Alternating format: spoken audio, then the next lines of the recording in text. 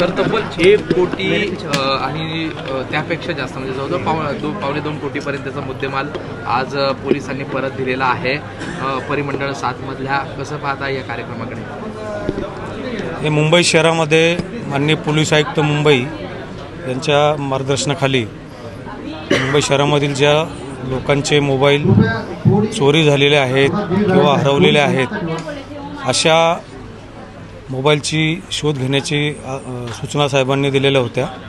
त्या अनुषंगाने या प्रत्येक पोलिसमध्ये आपण एक पथक तयार करण्यात आलेले आहेत आणि हे जे मोबाईल चोरी झालेले किंवा हरवलेले आहेत त्याचं रिकवर करण्याचं काम मोठ्या पातळीवर चालू आहे। आज त्याच अनुषंगाने 1000 मोबाईल आपण आज ज्यांचे मोबाईल रिकवर झालेले आहेत, ज्यांचे मोबाईल चोरी झाले होते ते आपण त्यांना परत करत आहोत।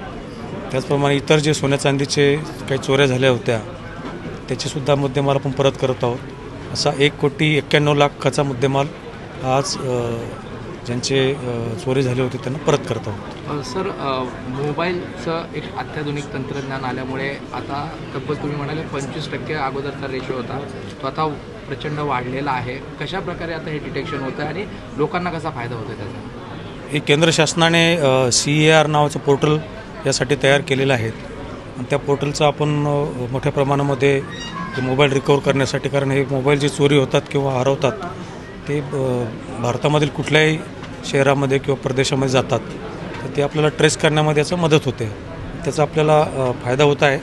त्याच्यामुळेच मोबाईल मोठ्या प्रमाणामध्ये रिकवर होत आहेत। लोकांनी अशा स्थितीमध्ये ज्यावेळेस मोबाईल चोरीला जातात काय काळजी तत्काळ घेणं गरजेचं आहे असं तुम्हाला वाटतं? तर मोबाईल चोरी झाल्यानंतर तत्काळ त्यांनी पोलीस स्टेशनला येऊन तक्रार करायला पाहिजे किंवा हे जे CAR नावाचं पोर्टल आहे त्या पोर्टलवरती स्वतःसुद्धा जे मोबाईल जे चोरी झाला किंवा मिसिंग झाला त्याची माहिती भरू शकतात, ते मोबाईल मिळण्यामध्ये मदत होते।